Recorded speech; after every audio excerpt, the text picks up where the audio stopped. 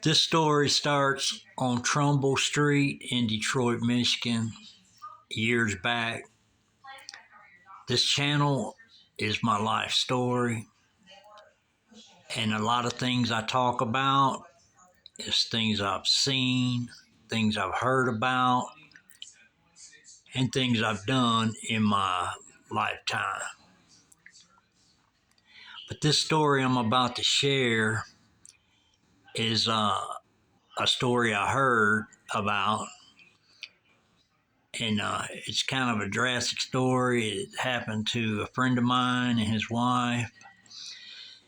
And so, that being said, subscribe to Detroit's Darkest Times, hit the like and the notification bell, be a part of the YouTube channel. Also, if you want to support the channel, you can cash out # FC313 or PayPal DDT313. So that being said, we're going to get started on the story. And this happens on Trumbull Street, in between Butternut and Temple.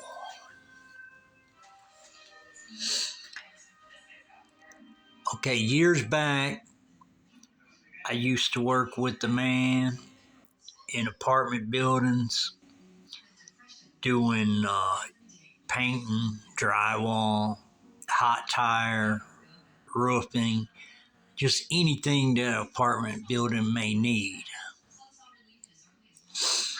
Well, as time passed,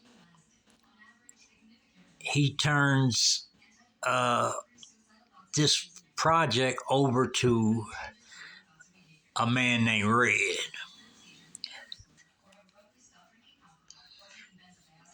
And then I get acquainted with Red by, working for him. He was kind of new in the neighborhood. And what Red had did is he came to the neighborhood and then he bought a percentage, like a partnership of these apartment buildings and stuff like that, these rental apartment buildings. And I don't know what percentage he actually, bought, but he was involved in it. So the guy I was working for, he introduces us to Red. And Red is actually the husband of the previous owner's sister-in-law.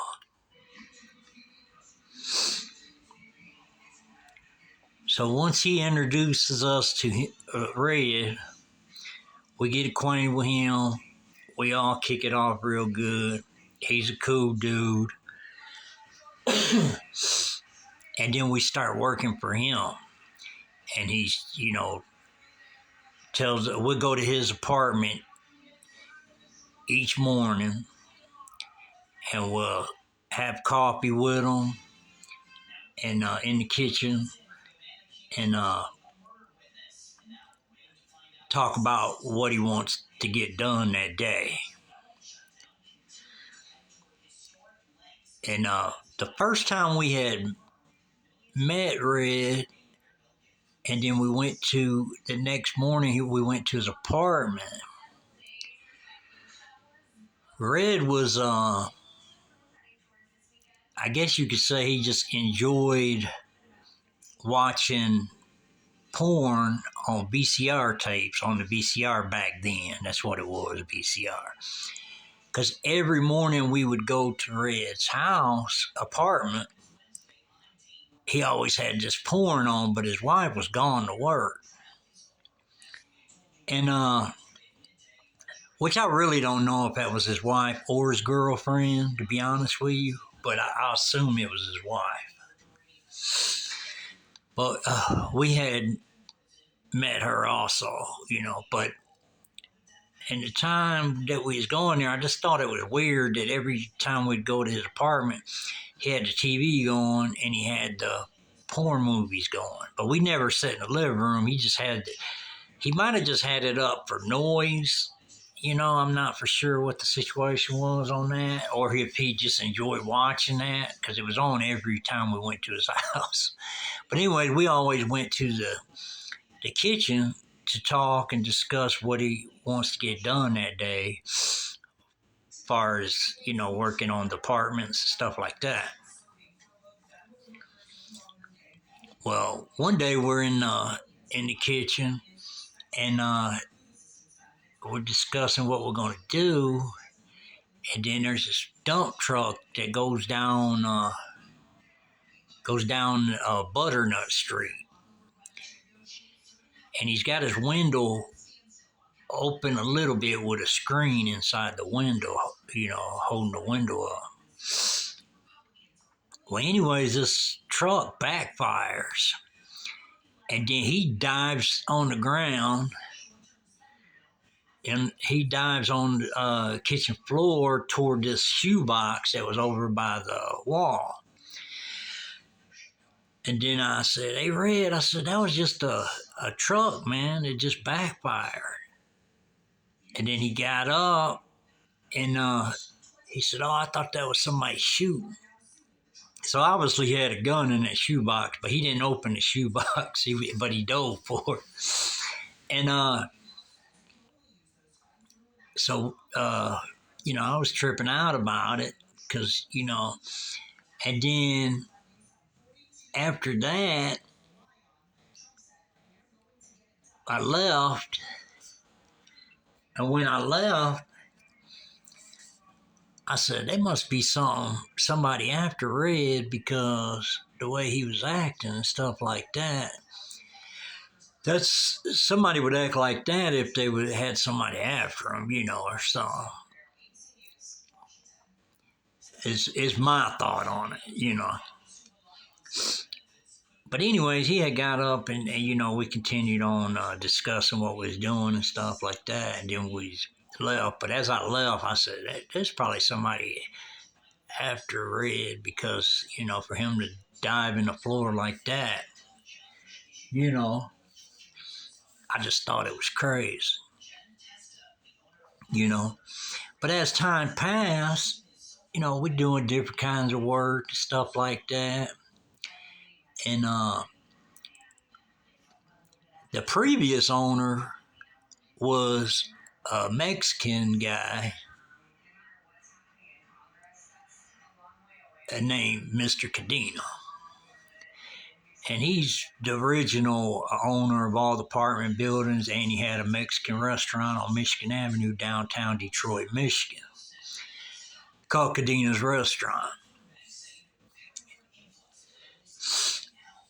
But anyways, when he put us in Red's hands, and then we got to know Red, and Red was a cool guy, this is just events that took place. And then we had started doing, fixing some leaks on the roof. We did some painting,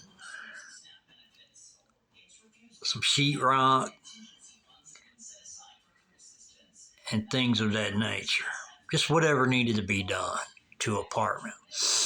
And they had quite a few apartment places. But, after we did so much work for him, then finally he said, that's about all I got for y'all right now. Y'all can check back with me later, and maybe I'll have something later, something like that. So once we finished the job, which we worked for him for, a little while, but once we finished and he told us, pretty much everything was took care of, we went back. Because at this time, we're not living on Trumbull Street. We're living on Carson and Dix, which is still in Detroit City, but that's where we're living at the time. And so, we basically, work on cars, changing starters, stuff like that, and alternators, tune ups, just whatever we could do to hustle money, that's what we did.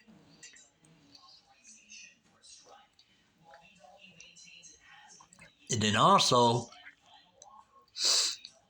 we used to haul brick in Detroit City.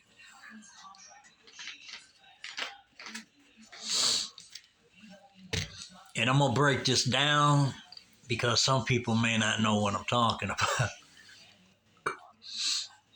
In Detroit City at that time, this is years back, in Detroit City at that time, the brickyard would buy used bricks from people, and they would pay anywhere from 100 to 120, it might have been 125 per thousand bricks. So a lot of people that had pickup trucks, that's all you needed was you needed a pickup truck, a sledgehammer, a crowbar, and a couple of mason hammers, and then your labor. But anyways, we had got into that, and this is where you go around, and if you find a abandoned place that's got brick in it, or something they're going to tear down, you know what I mean, eventually. But you had to get in contact with the owner, find out if they're going to tear the place down, and if there is a demolition, in progress as far as tearing it down. A lot of times they'll say, yeah, you're welcome to go ahead and get the bricks, but just be careful, because you always had to get permission to get the bricks. You couldn't just go up to a place and start taking bricks, you know what I mean? So once you got the permission from the owner, then it was, cool. And then a lot of times you'd show up at a place and there'd already be guys there with trucks, and it'd be like a big warehouse or whatever it may be, and abandoned, condemned, and all that. And they would be already over there working, so all you had to do is just go up to them and find out who the owner is. And a lot of times they give you the phone number, and then you just call, and they would say, well, I already got guys over there, but y'all welcome to get some bricks too, just be careful. So main thing was that on that, you always had to get permission. There was some guys that would go places and didn't get permission to do it, and sometimes they would end up going to jail for it because you got to have permission from the owner in order to do something like that.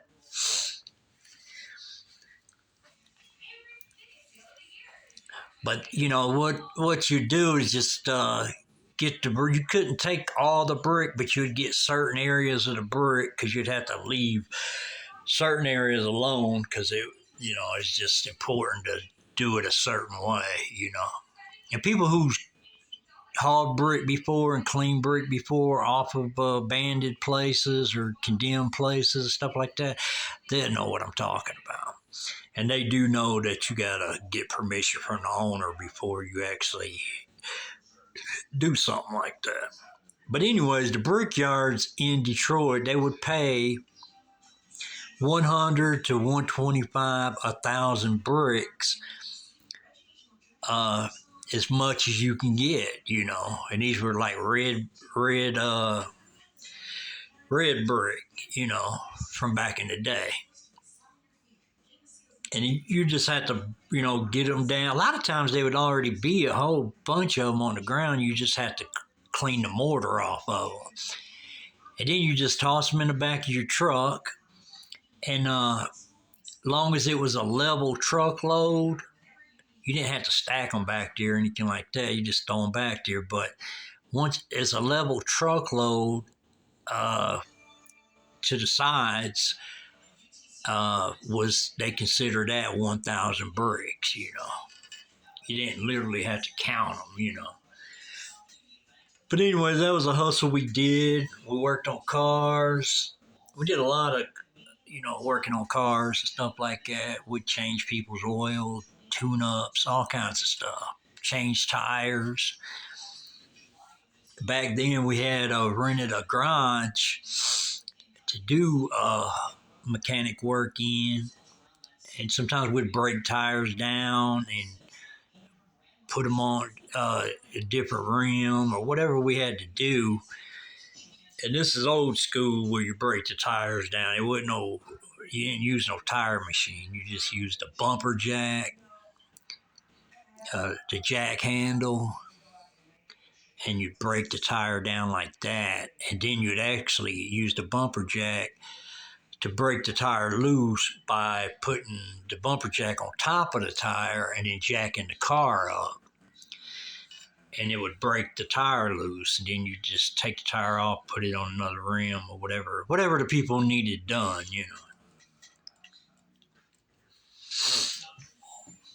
But that was just an old school way of doing things. But it was a good hustle, and it was a way to make money, honest money, stuff like that. So we did that, but let's get back to the story. Okay, so we're working for a while, doing odds and ends and everything like that. But then it kind of dies down. So I mentioned, I was like, hey, let's go check out Red and see if he's got any work, because work was kind of died down what we was doing. And so we went over there and went to Red's apartment, knocked on the door. Nobody came to the door. And Mr. Cadena, which was his partner, his van he had a maroon van that he used to drive all the time. Well, his van was in front of his house, but at this time, Miss Cadena's passed away. But the maroon van's in front of his house, which is a few doors down from Red's apartment. And this apartment building that Red lived in, he lived downstairs. There was another apartment upstairs. This was one of their rentals too. And then Mr. Cadena lived right next to Temple. On Temple and Trumbull, they had a dry cleaners. And then across the street, there was a party store. And then across the other way of Trumbull was another dry cleaners. But anyways, Mr. Cadena's house was right next door to the dry cleaners. So I said, I'm going to go over there because Red didn't answer the door. I'm going to go over there and see if they know where Red's at because I seen the van out there. And it was Mr. Cadena's van, but he ended up, I don't know if he ended up leaving it to his brother-in-law or his wife gave it to her brother. I don't know the story behind that, but actually he was driving. And actually he lived in, him and his old lady, they lived in Mr. Cadena's house, So I went and knocked on the door, and they have armor guard on the door and stuff like that. But anyways, I knocked on the door. He comes to the door, and I say, hey, man, you know where Red's at? We looking for some work. And then he was like, man, he said, Red's dead. And I said, what? He said, yeah, Red passed away. And I said, what happened? And this is what the story dude gave me. He said that a dude that was acting like he worked for Michigan Gas Company come to the door and said there was there was a reported gas leak and he needed to come in to check it. So at this time, Red and his old lady's at home. And I guess Red's old lady must have told him the story because that's her brother. So his sister is Red's old lady, the guy I'm talking to. But anyways, he says a dude from Michigan Gas Company said there was a reported gas leak, so he had to check it. So I don't know where this guy got the Michigan van and outfit and all that, but that's a whole nother story. But anyways, I'm just going by what dude told me, you know. And then he says the dude, they let him in, and then that dude ended up shooting Red 2 times. He killed him. And then his sister got stabbed in the back of the neck multiple times, but she lived. So I'm thinking that she's the one that told him the story after the fact, after everything was said and done. But, you know, I couldn't believe that. I was like, man, that is crazy. And,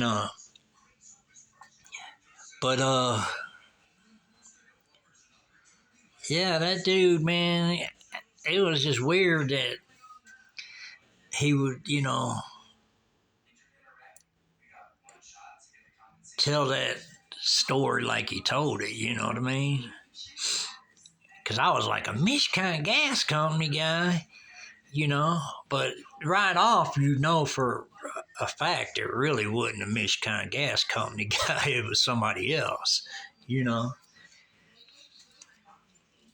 But I just thought that was crazy because Red was a good dude, his wife was a good lady, and I've known that family, not Red, but his old lady.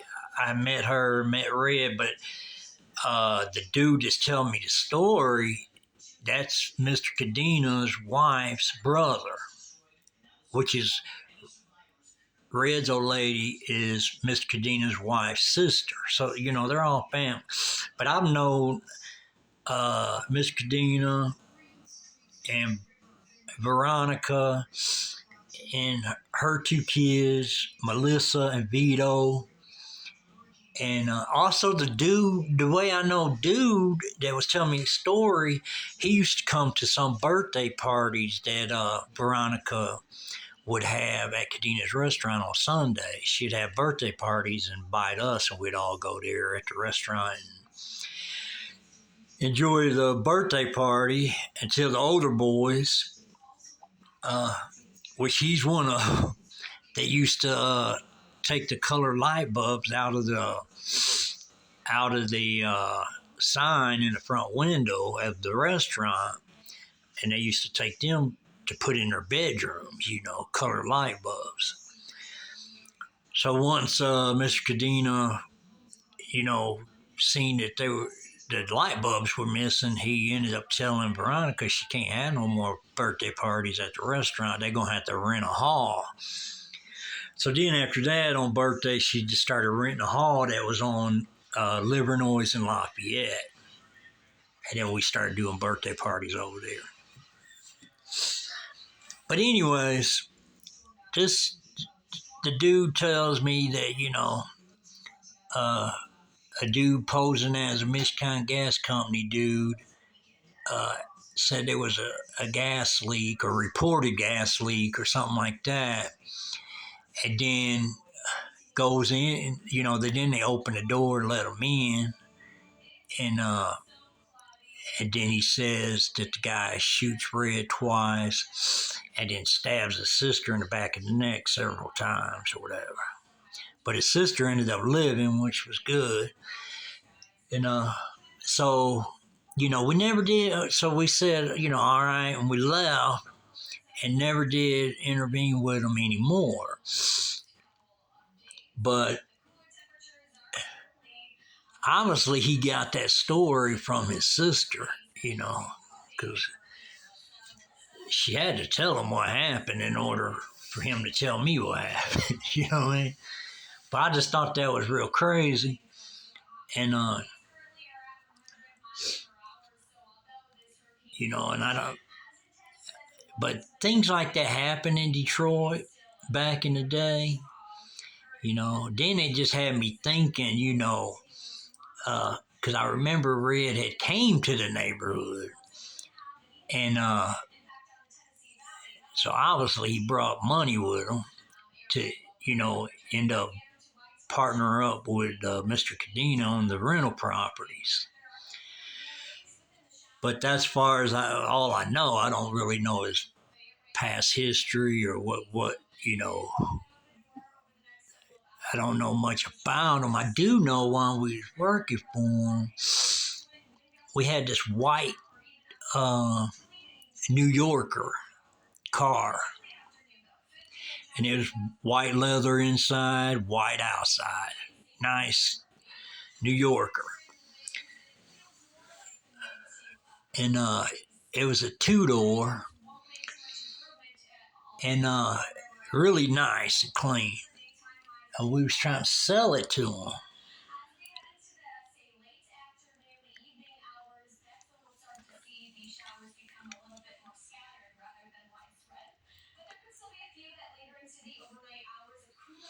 We was trying to sell it to him. Well, then he says, "Can y'all give me a ride to the bank on Trumbull?" And it's kind of like down toward Tiger Stadium, the old Tiger Stadium. And so we take him to the bank. He goes and gets